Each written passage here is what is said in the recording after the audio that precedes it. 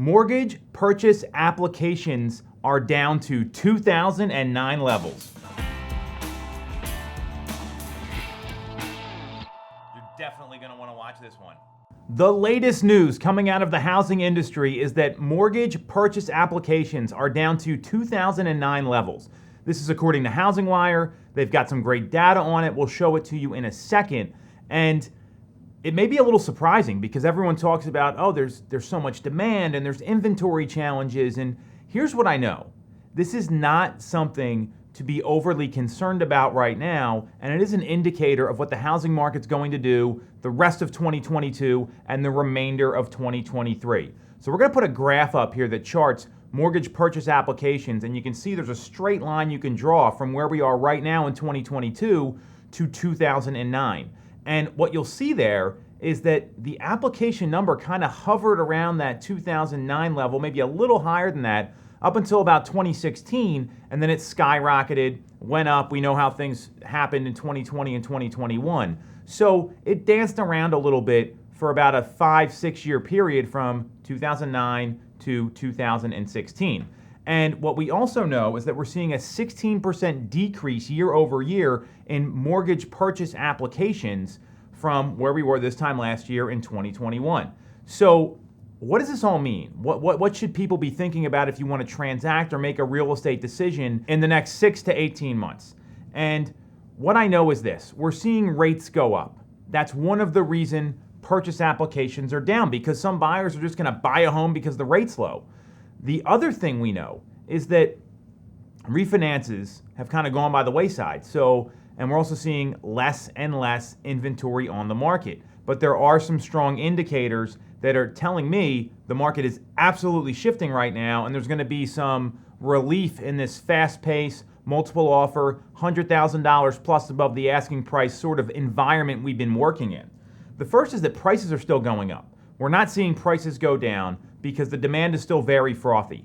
The reason purchase applications are down is because you don't make a formal mortgage application until you go under contract to buy a home. So this data can be a little misleading, since you got to buy a home first, then you make the application. There's a lot of demand out there and there's a lot of buyers that want to buy. They just haven't found a home yet.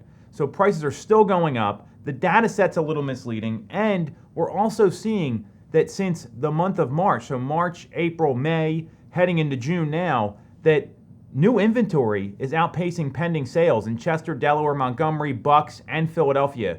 So we're seeing the inventory slowly rise up, and some buyers are just pulling out because the rates are too high or they just haven't found a home yet.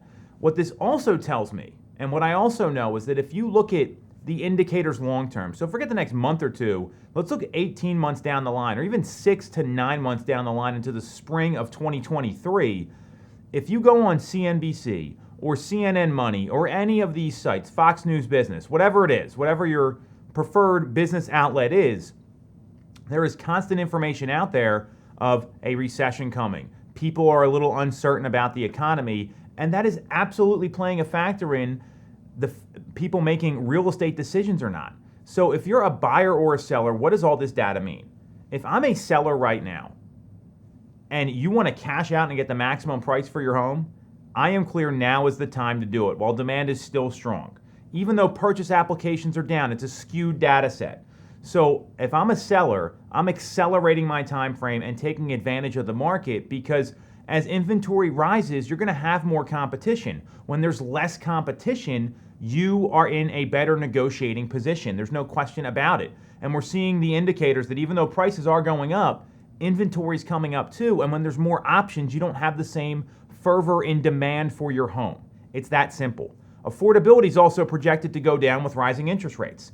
And that factors into not only the seller decision-making process, also the buyer decision-making process. Because if rates are going to jump up a little more, which every indication from the Fed is that they're going to be raising rates as we go through the rest of the year, the same home's going to cost you more money at a higher rate.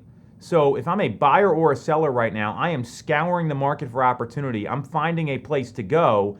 And if you're that seller that is nervous about that, or you don't know where you want to move yet, think about a backup plan. Do you have a relative you can move in with? Do you have a second home? Are you okay going into a rental? Those are things you may want to think about if you want to cash out high.